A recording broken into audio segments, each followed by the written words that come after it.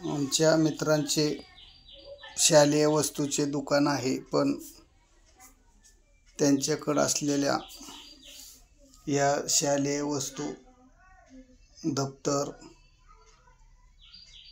पाटी, पट्टी बऱ्याचशा वस्तू आहेत.